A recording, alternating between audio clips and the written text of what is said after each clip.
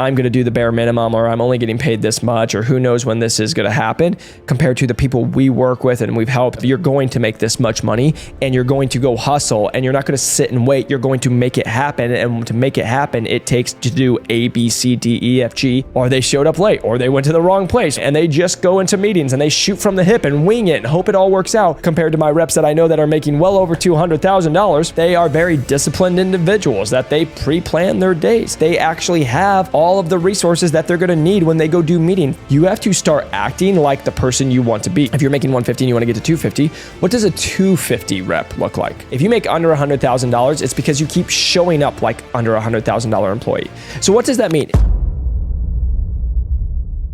Welcome back to First Year in Medical Device Sales. I am your host, Jacob McLaughlin, and we are coming to you this evening to give you a little bit of motivation, but also give you some advice that can hopefully help you have the most success in medical device sales, especially in the upcoming months and in 2025. And why I want to make today's podcast, because as I always tell you guys, I get on a lot of calls, and then those calls turn into me having ideas, and those ideas spark podcast. And the reason I wanted to come here is because a lot of times you hear me talk about the employee who makes $65,000, $75,000, $85,000 in medical device sales. And then you also hear about me helping people who've got in at 125, 170, 175, starting out with no experience, and then also having reps that we work with who now make over $250,000, $300,000, which we always joke about. If you talk to Rick, who's been in for 15 years, he'll be like, that's impossible because that was only 20 years ago. It's not. There's plenty of people making well over $300,000 in medical device sales still today. You just actually have to know how to do it. And so the reason I'm telling you that is what I really wanted to work with you all today on is hopefully give you some value and give you some knowledge of what's the difference between somebody who's making $65,000 in medical device sales and the person making $165,000 in medical device sales, to even the person making $265,000 plus dollars in medical device sales. And so I really want to make today really tangible for you all so you can have actionable steps to go in, have success in medical device sales, and continue to progress your career. Because again, many of the people that I've got on phone calls with, I get calls and they're like, Jacob, I've been in medical device sales for 1, 2, 3 years. I still make under $75,000 and I'm not sure why. Well, the answer is really simple. Why you only make $75,000, $85,000 in medical device sales if you've been in for 1, 2, 3 plus years is because you act like a $75,000 employee. And many people will be like, well, what's that supposed to mean? Well, let's talk about it, right? The people we get hired, like for example, one of our girls, we got hired in 3.5 weeks through our program, starting as a full line sales rep at over $125,000. She got multiple offers. One of them was with a massive med device company at $100,000, again, as a full line rep. When you come in and you act like $150,000, $200,000 employee, you're going to get paid that 6 figures. But I have worked with so many human beings, and I can also tell you this because I've been the $50,000 employee, the $65,000 employee, not in medical device sales, but in life when I was in college and working landscaping.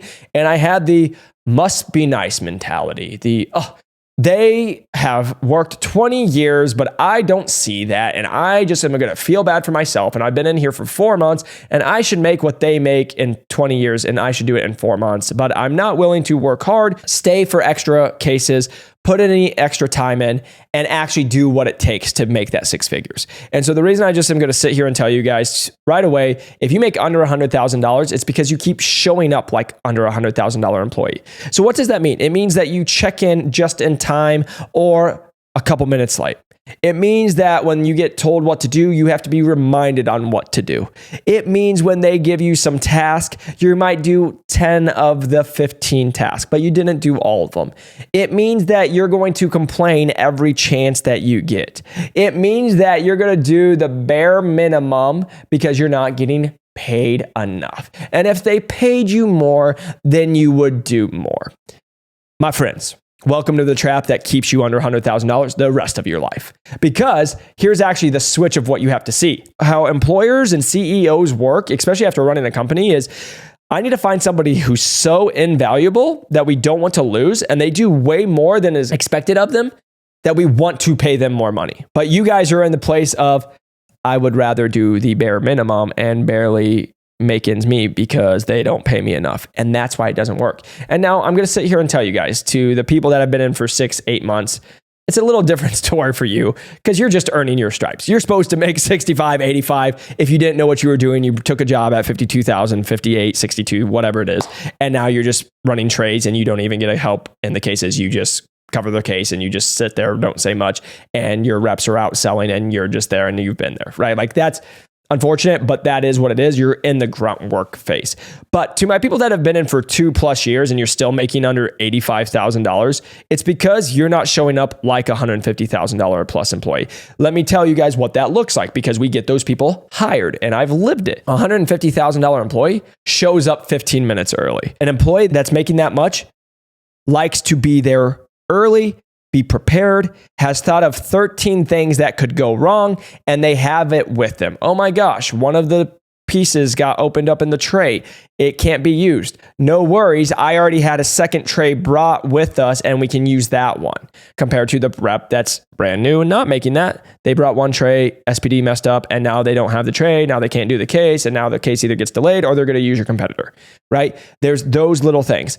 Now, also with the reps that are making $150,000+, they come prepared, like I said earlier, but they're not just hoping it works out. They're planning for it. They're prepping for it. They're talking to other employees. They're talking to other reps or talking to their hiring manager. They're getting coaching. After helping thousands of people break into medical device sales, we've received a lot of messages of asking for more personalized coaching and mentorship. Our average member breaks in 8.5 weeks at over $105,000. And if you're really interested and really motivated to break into medical device sales, you can click the link below or check out our website at newtomedicaldevicesales.com. See all the testimonial videos of people breaking in with Medtronic at over $170,000, at Abbott $175,000 as a full-line rep. So if you're really excited and also motivated and wanting personalized coaching and mentorship, then go and click the link below, schedule a call, and we'll get you where you want to go. Enjoy the rest of the episode. And when I'm saying this, this is again for the reps that are brand new making around this, again, in that 2-3 years that they now make 150.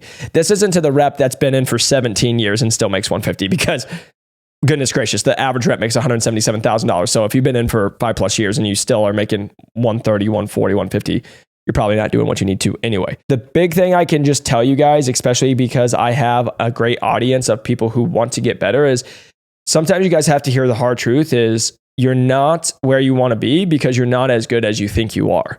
And what I'm telling you that is not to be rude to you. I'm saying that because I want you to get better. Because again, I work with these people. I work with CEOs. We talk about these conversations of hiring and getting people at levels of 100, 120. Like we've talked, I just was talking to a guy who's hiring reps at 220 OTE, 110 base and 110 OTE with the app plan with plus a car stipend and all the stuff. It's a $250,000 package. That takes a certain individual.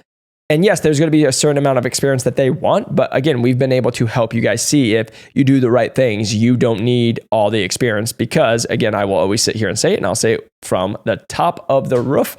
Is I've been with reps who've been in for 15 years who are going to tell us this is impossible. You can't do that. And they can't send a follow-up email after they meet with somebody. But yet they're supposed to make over 200K and then they're wondering why they're starting to lose. Again, it's not that hard. It's do what you say you're going to do all the hard work, be proactive. Now, this is what many people miss. If you're trying to go into that 150, 200, 250 plus ranges, you have to start acting like the person you want to be. So for example, if you're making 150 and you want to get to 250, what does a 250 rep look like? They have really good relationships with their doctors. They have really good relationships with all the contacts in the hospitals that they need to. That looks like they also have built up relationships. Usually it's not the first year. It's going to take some time.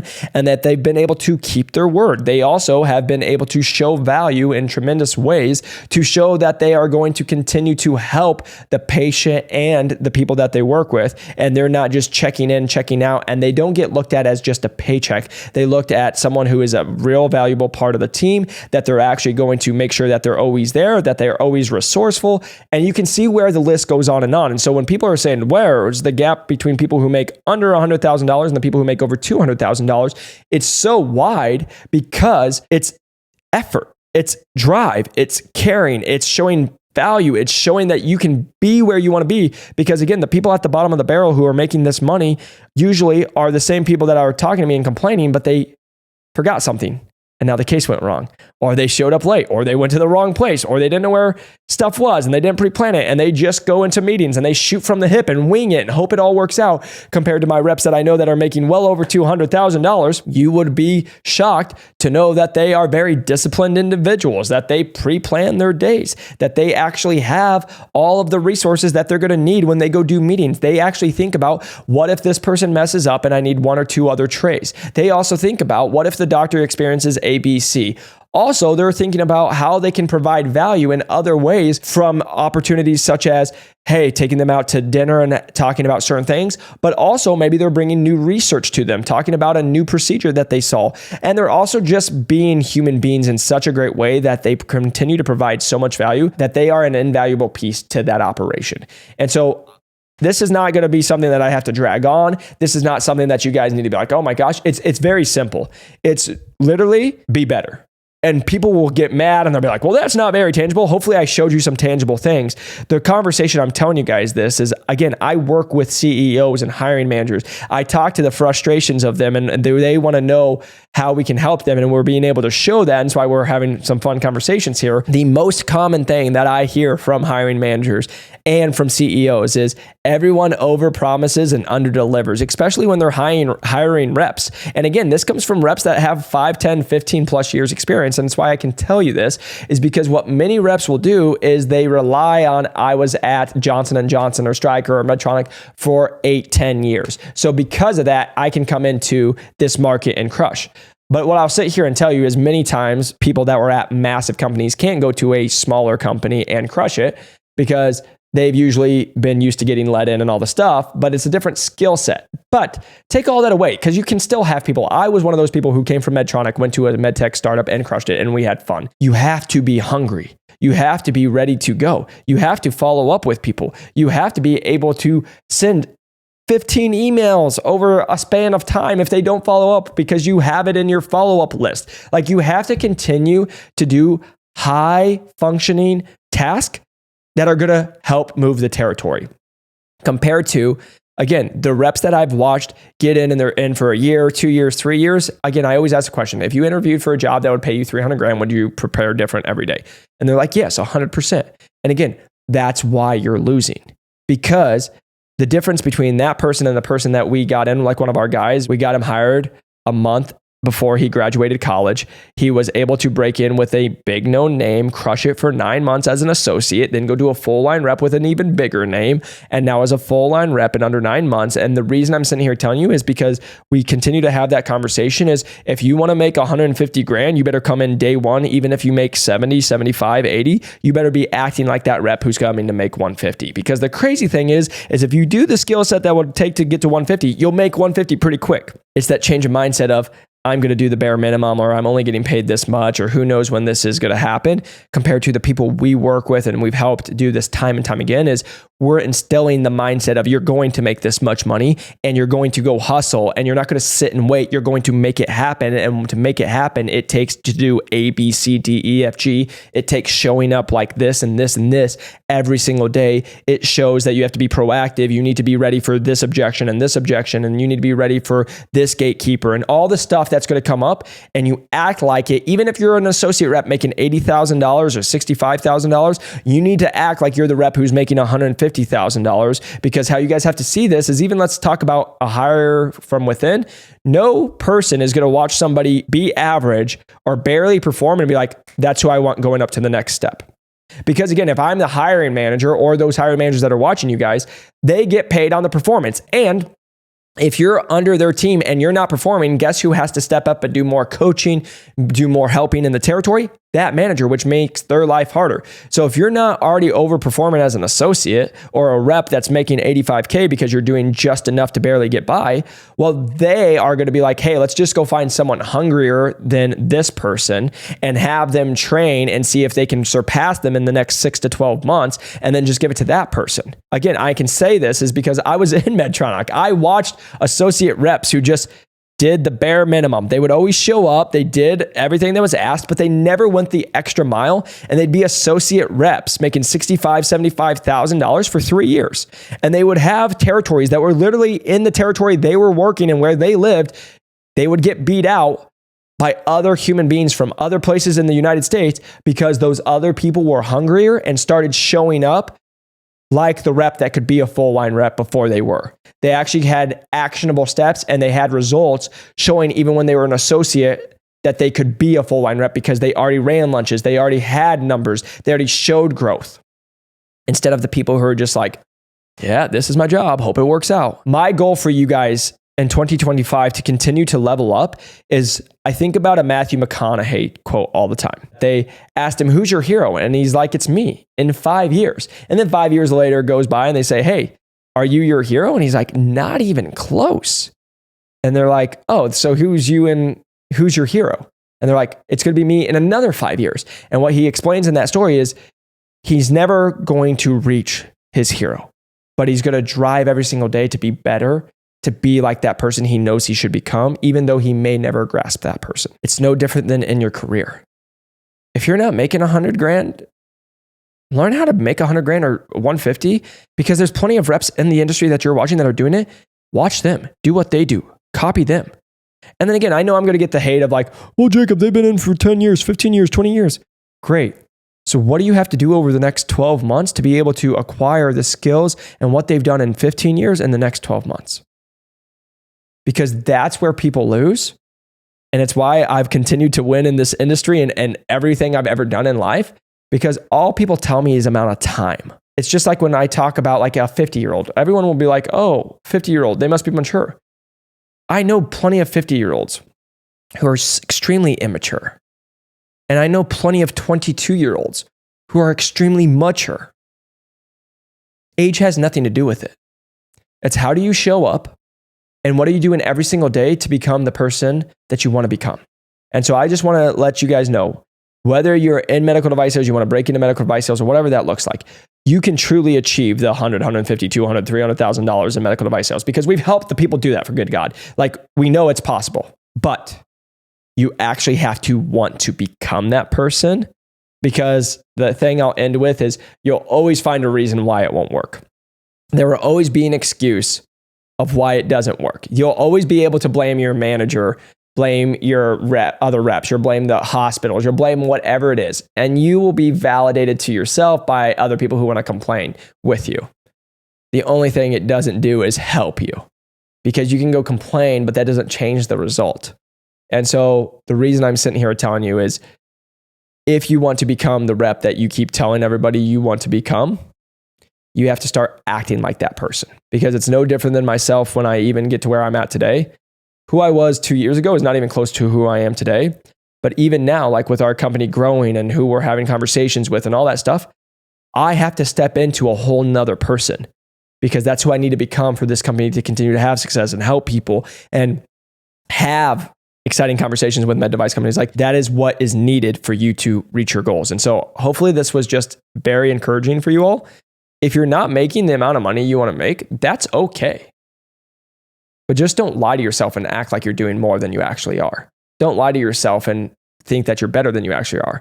And for the love of the good Lord, stop blaming other people, because there's somebody who has less talent, less resources that you're losing to because they just took the excuses out. And the reason I'm just saying that, I don't say that in a rude way. It's because I talk to people every day that are between the ages of 25 and 30. They've been in the industry for 2 to 3 years, and we get a 23-year-old hired in under 4 weeks at over 125 grand. That's not every single day, but it is possible, and we've done it. And so what I'm saying here is, again, I talk to people every day who are like, well, Jacob, it's impossible to make $110,000, and because I had another rep say this and this and this. It's impossible unless you talk to people who do it every single day. So I'm just sitting here telling you, if you want to make $100, $150, $200,000+ in medical device sales, it's definitely doable. The only thing I'll just let you know, it's probably way harder than you actually think it is. And you actually have to become that person if you want to make that money. Hopefully this was helpful. If you can share this with somebody that you feel like it could be helpful for, mean the world. If you can press that like and subscribe button, we really appreciate it. But I just want you all to know, I want you to win. Go crush quota, go become the reps you want to be, and go make the amount of money that you want in this industry. See you on the next one. Peace.